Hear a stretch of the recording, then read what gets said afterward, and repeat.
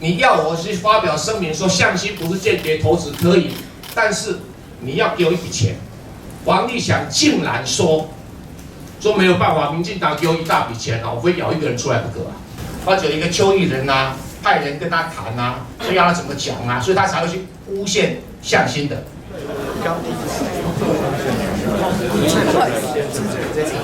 他听说孙先生要救向心，就跟他讲说，台湾有一个很会救人的人叫蔡正元，所以呢，就说拜托我帮他想办法。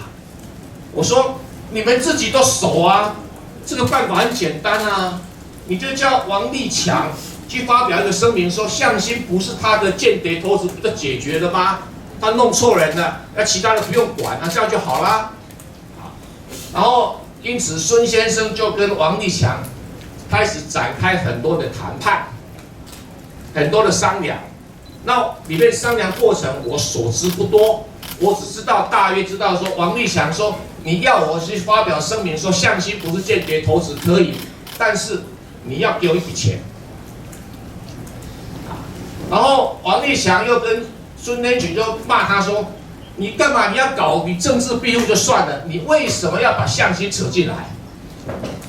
王立强竟然说没有办法，民进党给我一大笔钱啊，我非咬一个人出来不可啊。如果可以的话，就是说，我的这个要求能不能先可以？因为刚刚孙总有跟我讲过了啦，有跟我讲过了，因为我也是通过他在处理这个事情。就他刚才跟我1个小时前我们通完电话，我跟他讲说，没有啊，那个立强兄没有这样讲啊，就孙总都很生气，就跟我吵架说你有这样跟他讲啊，那我再来说服他好不好？我再来说服他。然后如果看，因为我觉得要尽快，如果要处理这个事情的话，对，如果能处理的，那就直接联系，怎么样处理就怎么样处理。OK， 好的，也没有什么。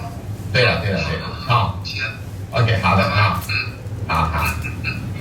或者一个邱毅人啊，派人跟他谈啊，所以要他怎么讲啊，所以他才会去诬陷向心的。他不是故意的，他不得不找向心来当垫脚啊。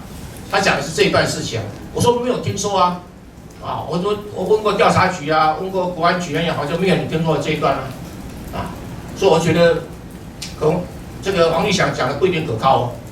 向心坚持说哟，这个没关系，那个孙总讲说哟，王立祥亲口跟我讲的，大概这个争执在这里了。